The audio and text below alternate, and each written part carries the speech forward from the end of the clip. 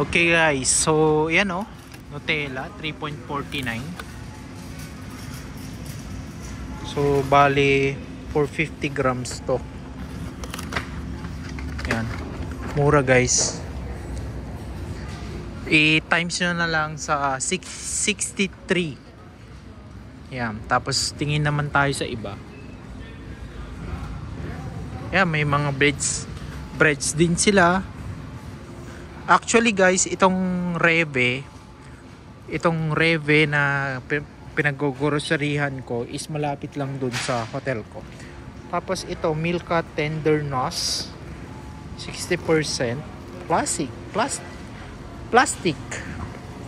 So ang price nito is yan, 2.59. Yan. So medyo pricey yung mga ano nila dito guys. Yung mga vegetable nila. Kunwari ito, yan, dalawang mais, yan, 1.99. so bali ano yan guys, 130, mga ganon. Yan no. So siguro kapag nandito ka, mura, pero wag mong i-convert sa peso kasi yung sahod naman dito is ano, hindi pareho dyan sa Pilipinas.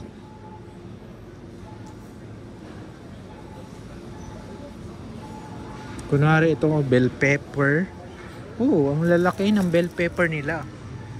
2.29. So tingin pa tayo sa may fruits guys.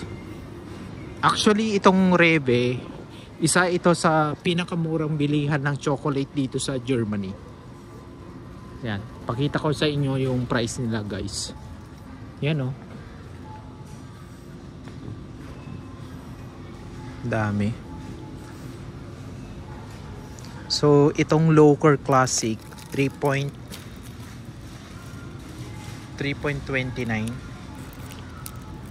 XXL. So mura na yan guys. Kunwari ito, Milka Sensation Cookies, price na is 1.69.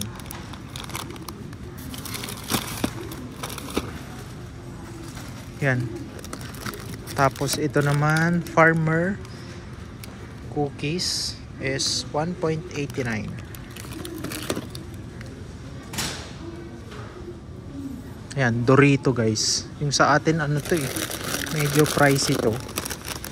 Doritos is 1.99.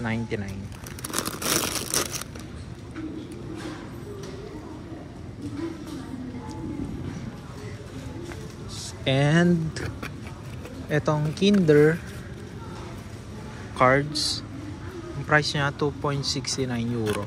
Ito meron to sa Pilipinas eh. Alam ko price ito. Nutella Be Ready, ang price niya is 2.19.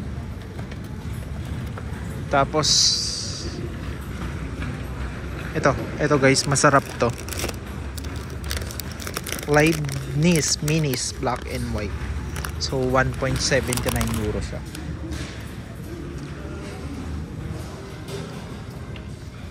Yan guys, ito masarap to, yung mga Haribo, magandang pasalubong sa bata.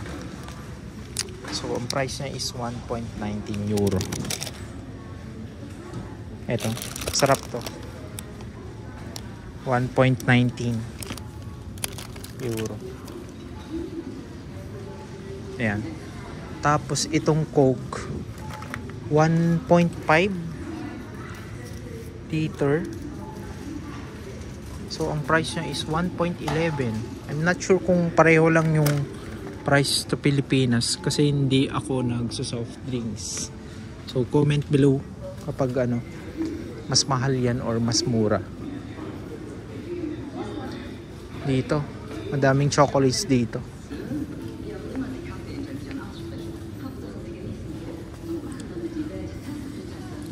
Ito guys, masarap to. Itong Nappers.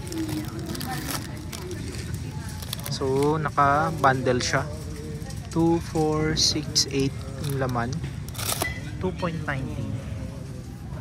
Tapos meron din silang iba. Ito.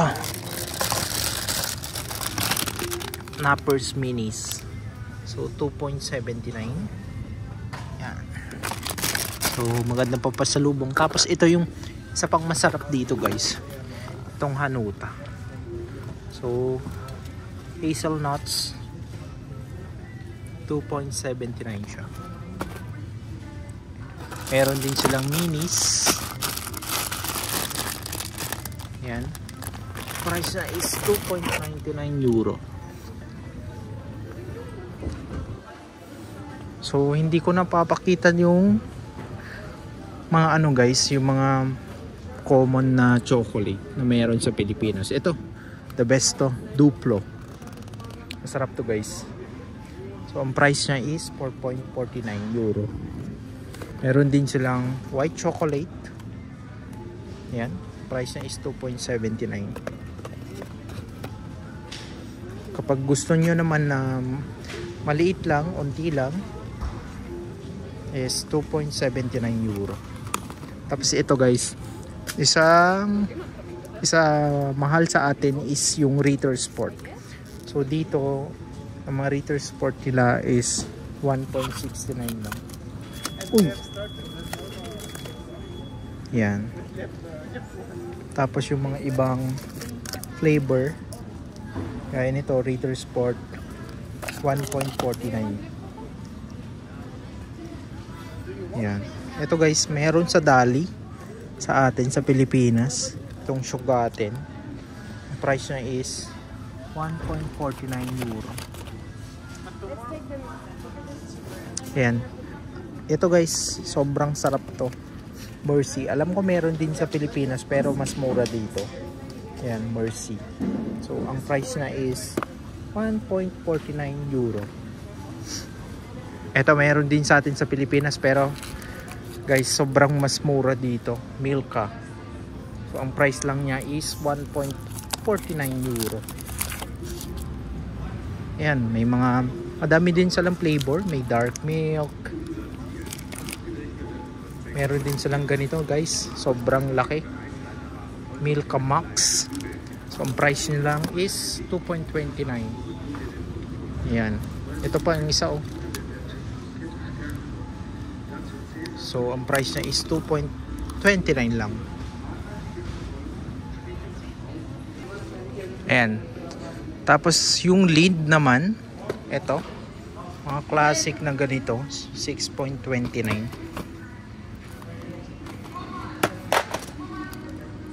Lead, 6.29. Tapos, kapag mas maliit naman is, mas mahal tong ganito, yung mini nila. Lind 7.99. Meron din sila maliit. Actually meron to sa Pilipinas eh. Yan.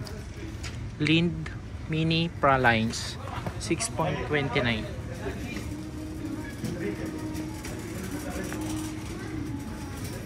Kaya mura dito guys kasi yung mga ibang chocolate nila is galing na originated na mismo dito. Kunwari ito guys, Ferrero Rocher 2, 4, 6, 8 16 pieces. Yan, 4.39 lang. Yan. Tapos ito guys, masarap din to. Itong Giotto. Tapos ang price niya 3.29. Tapos ang isa pang mura dito guys is yung ano nila, yung Nutella. Pakita ko yung price nila.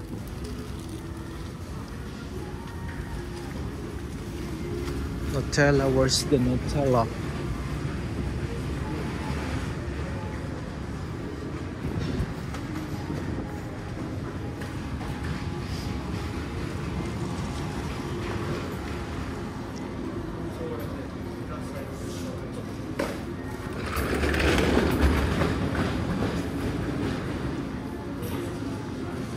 Ito yun.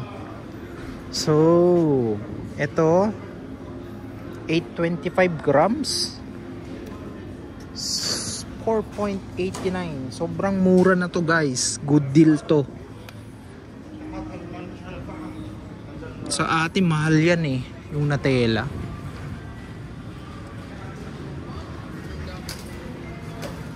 So yan lang guys yung dito sa Rewe, sa groceryhan dito sa Germany. Bali pinakita ko lang yung mga sweets nila kung magkano yung price. So sa mga nagbabalak pumunta ng Germany, i-consider nyo tong Rewe kasi talagang mura ng mga chocolates dito. At may times pa na mas magbumura yung mga chocolate nila. So kapag sale yung mga chocolate nila is nag-yellow tag sale. Sa atin red tag sale eh.